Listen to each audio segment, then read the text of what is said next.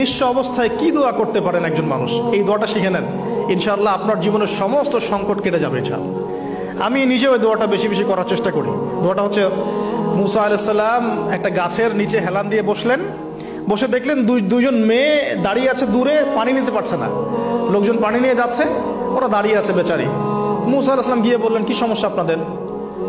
এটা নিয়ে আপনারা আবার মেয়েদের সাথে কথা বলার চেষ্টা করেন, ঠিক আছে? তো মাহারাম গায়রা মাহারাম মেনে চলে। তারা বললেন যে আমাদের বাবা অনেক বৃদ্ধ মানুষ, আমরা পানি নিতে পারি না যতক্ষণ না আমাদের কম পানি নিয়ে চলে যায়। মুসা আলাইহিস সালাম একটু বললাম না, ফিজিক্যালি খুব স্ট্রং ছিলেন, থাকে না বডি বিল্ডার, সামনে গিয়ে কথা বলে সরো পানি দিতে দাও, তখন মানুষ একটু মূল্যায়ন করে না। তো মুসা আলাইহিস সালাম এভাবে পানি নিয়ে দিলেন এবং বাছুরদেরকে পানি পান করালেন, করিয়ে গাছের নিচে এসে বসে আছেন। বসে বসে তিনি দোয়া করছেন, এই যে দোয়াটা তিনি দোয়া করছেন, রব্বি, একটা নেক কাজ করলেন, নেক কাজ করলেন না, মানুষের উপকার করলেন, নেক কাজ করে এসে গাছের নিচে বসে দোয়া করছেন, আল্লাহ এখানে তো আমার খাবার পানি বাসস্থান কিছুই নাই, আমি কি করব?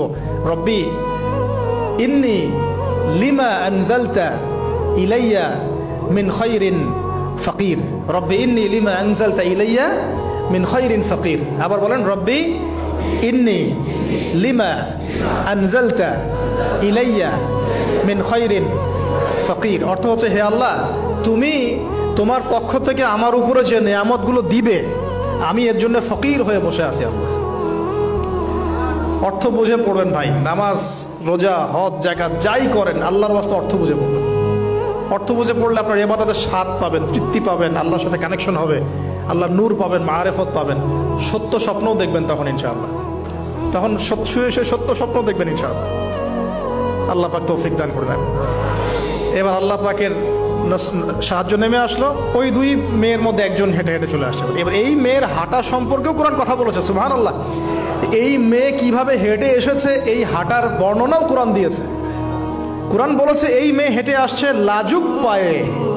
এখন আপনি এই পুরো ওয়ার্ল্ডের মেয়েদের হাঁটা দেখেন, লজ্জা আছে? তাহলে মেয়েদের সাথে লজ্জা একটা গভীর সম্পর্ক আছে। এই মেয়ের প্রশংসা আল্লাহ পাক কোরআনে করলেন, লাজুক পায়ে লাজুক ভঙ্গিতে অবনত নয়নে সে হেঁটে আসলো। এখন আপনি কেলে যান, গো টু খেল, আপনাদের টুইন টাওয়ারে যান, দেখেন সবার হাঁটা চলা দেখেন। হায়া লজ্জার কোনো বালাই আছে এখানে? আমি গত লেকচারে বলেছিলাম যে আদম আলাইহিস সালাম এবং হাওয়া আলাইহিস সালাম, ইবলিস তাদের সাথে প্রথম যে আচরণ করেছে ওই ফল খাওয়ানোর পরে, সেটা কি? তাদের গা থেকে পোশাক খুলে পড়ে গেছে, মানে নগ্ন করে দিয়েছে আমাদের পিতামাতাকে। মহাবিশ্ব নগ্ন করে দিয়েছে কে? ইবলিস। তো এখন এই পৃথিবীতে আমরা যারা নগ্নতার চর্চা করছি, তাদের কার এজেন্ট আমরা বুঝতে বাকি আছে? আমার কথা কি বুঝতে পারছেন কিনা? এই কানেকশন মেলানোর চেষ্টা করেন, ডটসগুলো মেলানোর চেষ্টা করেন। সামনে যাই প্রিয় ভাই, এই মেয়ে এসে বলছে, আমার বাবা আপনাকে ডাকেন, আমার বাবা আপনাকে ডাকছেন। তিনি গেলেন, বাবা শুআয়ব আলাইহিস সালাম। তখন এক বোন ইনডাইরেক্টলি বাবাকে বোঝাচ্ছে যে বিয়ে শাদী দিলে ভালো হয়। এক বোন বলছে যে আপনি তো তাকে পুরস্কৃত করতে চাচ্ছেন, তাহলে এইরকম কওয়িউন আমিন একজন মানুষকে সবচেয়ে ভালোভাবে পুরস্কৃত করা যায় তার যথাযোগ্য প্রতিদান দেওয়ার মধ্য দিয়ে। তো মেয়ের ইশারা বাবা বুঝেছেন, তিনি নিজের এক মেয়ের সাথে মুসা আলাইহিস সালাম বিয়ে দিলেন, সুবহানাল্লাহ। তবে শর্ত দিলেন, দেন মোহর কি? মোহর তো নাই। মোহর কি এবার? মোহর হচ্ছে 8 বছর তোমাকে আমার ফার্মে কাজ করতে হবে। এটা আগেকার একটা স্টাইল ছিল, সুন্নাহ। এটা এখন নাই যদিও, আগে এরকম ছিল যে দেনমোহর দেওয়ার জন্য এই একটা পদ্ধতি ছিল। যেমন ইয়াকুব আলাইহিস সালামের ক্ষেত্রেও এরকম 7 বছরের কথা আসছে, তিনি 7 বছর তার শ্বশুরের ফার্মে কাজ করেছেন। এটা নতুন ছিল না ওই সময়, এটা কমন ছিল। এখন যেমন আমাদের দেশে কমন 10 লাখ টাকা মোহর হবে, 10,000 টাকা দিব, বাকিটা সব বাকি, তাই না? তো এরকম আর কি কমন কিছু বিষয় থাকে আর কি। আস্তাগফিরুল্লাহ, মাফ করো। বলবে বাসরাতে, বলবে আমাকে মাফ করে দাও। শুরুতেই নিজের গায়রথহীনতার পরিচয় দিল। আবার এদিকে শ্বশুরের কাছে মাশাআল্লাহ মোটা অঙ্কের ডোনেশন নিতে চাচ্ছে, যৌতুক। বিয়ে আমাদের ওখানে মাশাআল্লাহ মানে কেনা বেচা, মেয়ে বিক্রি করতেছে আর ছেলে কিনতেছে। এবার 8 বছর পূর্ণ করা হলো, তিনি আরো 2 বছর 10 বছর পূর্ণ করলেন। এই 10 বছরে মুসা আলাইহিস সালাম নববী পরিবেশ পেলেন, অভিভাবক পেলেন, স্ত্রী পেলেন, প্রেমময়ী সন্তান ইত্যাদি সবকিছু। এবার আল্লাহ রাব্বুল আলামিন তাকে মিশরের দিকে যাওয়ার যে সময় তো এখন হয়ে গেছে, 10 বছর হয়ে গেছে, মিশরের দিকে যেতে হবে।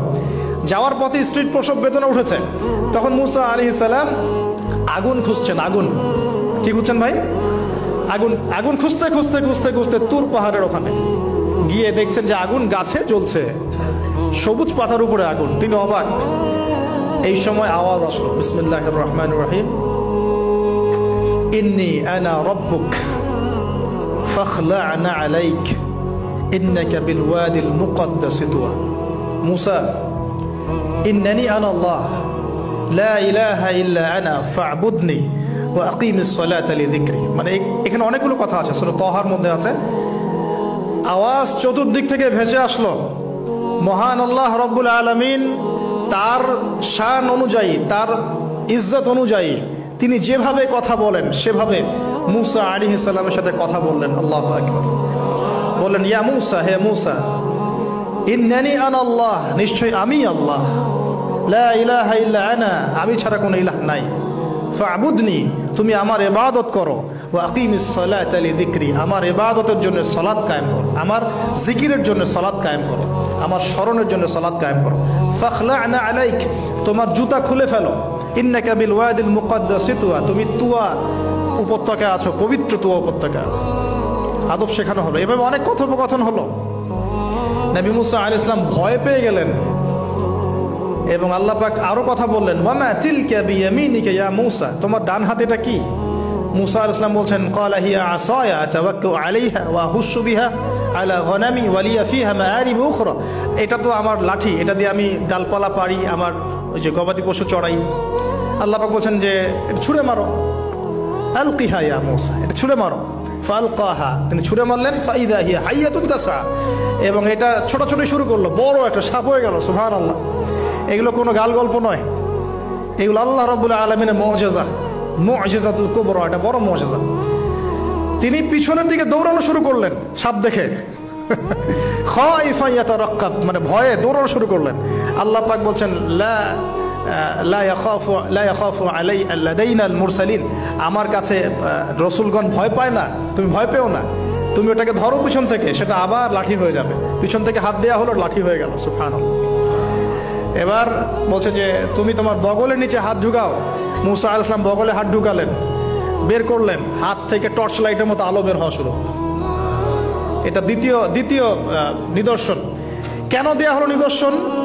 এবার আল্লাহ পাক তার দায়িত্ব তাকে বলছেন, তোমাকে নিদর্শনগুলো কেন দিলাম, তোমাকে মনোনীত কেন করলাম, কেন তোমাকে মনোনীত করলাম? মুসা, তোমার কাজটা কি? তোমার কাজ এখন এটা, ইযহাব ইলা ফিরআউনা ইন্নাহু তাগা, তুমি ফিরআউনের কাছে যাও। ফিরআউন সীমা লঙ্ঘন করেছে, মনে আছে ফিরআউনের কথা? সীমা লঙ্ঘন করেছে। তখন মুসা আলাইহিস সালাম তার অপারগতা প্রকাশ করছেন এভাবে। তিনি বলছেন, আল্লাহ, আমার তো জিহ্বায় জড়তা আছে, আর আমি তো ওখানে এক ব্যক্তি, আমার খুনের অভিযোগ আমার কাঁধে, আমি এখন কিভাবে কি করবো আল্লাহ?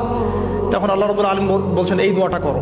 কোন দোয়া? মুসা আলাইহিস সালাম বললেন, রব্বি ইশরাহ লি সাদরি, হে আল্লাহ, আমার বক্ষ প্রশস্ত করো, ওয়াসির লি আমরি, আমার কাজকে সহজ করে দাও, ওয়াহলিল উকদাতাম মিন লিসানি, আমার জিহ্বার সমস্ত জড়তা দূর করে দাও, ইয়াফকাহু কাওলি, যাতে মানুষ আমার কথা বুঝতে পারে।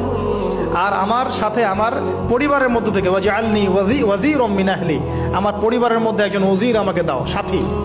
হারুন আখি, আমার ভাই হারুনকে দান কর। সুবহানাল্লাহ। হারুন আলাইহিস সালামকে নবুয়ত দেয়া হলো, দুজনকে আল্লাহ পাক এখন বলছেন, ইযহাবা ইলা ফিরআউন, তোমরা দুজন এখন ফিরআউনের কাছে যাও। ফাইন্নাহু তাগা ফাকুলা লাহু কাওলাল লাইয়িনা, তবে তাকে গিয়ে কর্কশ ভাষায় কথা বলবে না, নরম স্বরে কথা বলবে। দায়ীদের এখানে সুন্নাহ, দায়ীদের জন্য শিক্ষা আছে, দায়ী আলেম যারা মুবাল্লিগ তাদের শিক্ষা আছে। ফিরআউনের সামনে গিয়ে দাওয়াত দিলেও কিভাবে দিতে হবে? ফাকুলা লাহু কাওলাল লাইয়িনা, নম্রভাবে কথা বলো। লাআল্লাহু, কেন নম্রতার সাথে? লাআল্লাহু ইয়াতাযাক্কারু আও ইয়াখশা, হয়তোবা নম্রতা প্রদর্শন করলে সে উপদেশ গ্রহণ করতে পারে, অথবা সে আল্লাহকে ভয় করতেও পারে। আল্লাহ পাক তো আগে থেকে জানেন সে ঈমান আনবে না, তারপরেও আমাদের আদব শিখাচ্ছেন আল্লাহ পাক এখানে। তারা দুজন চলে গেলেন, দাওয়াত দিলেন। ফিরআউন মশকরা করছে, ওয়ামা রব্বুকুম ইয়া মুসা, তোমাদের দুজনের রব আবার কে? হ্যাঁ, মুসা আলাইহিস সালাম বুঝাচ্ছেন, রব্বি আল্লাযী, আমার রব সেই রব যিনি জীবিতকে মৃত করেন, মৃতকে জীবিত করেন, ইত্যাদি। মানে যার হুকুম ছাড়া একটা গাছের পাতাও নড়ে না, যিনি মাটি থেকে সব উৎপন্ন করেন, বৃষ্টি বর্ষণ করেন, সব বুঝালেন। ফিরআউনের বক্তব্য তখন এটাই ছিল, তোমাদের কাছে কি কোন নিদর্শন আছে, কোন আয়াত নিদর্শন আছে? হ্যাঁ, নিদর্শন আছে। কি? লাঠি ছুঁড়ে মারলেন, সাপ হয়ে গেল। এখন ফিরআউন বলছে, এটা তো জাদু, এটা কি? আমার জাদুকররা ওটা পারে, জাদুকরদেরকে ডেকে না হলো, জাদুকররাও লাঠি ছুঁড়ে মারলো, সাপ হয়ে যাচ্ছে। কিন্তু এই বড় সাপ ওদের সব সাপকে খেয়ে ফেললো। তখন ফেরাউন কিন্তু ভয় পেয়ে গিয়েছিল। এরপরেও এই হাত বের করে আলোর এই নিদর্শন দেখানো হলো, তাওহীদের দাওয়াত দেওয়া হলো, ফেরাউনকে ভয় করতে বলা হলো, ফেরাউনকে সতর্ক করা হলো যে আমার রব, আপনার রব, সবার রব হচ্ছেন আল্লাহ। সব কিছু বোঝানো হলো, কিন্তু ফেরাউন এই কোনো কথাই গ্রহণ করলো না।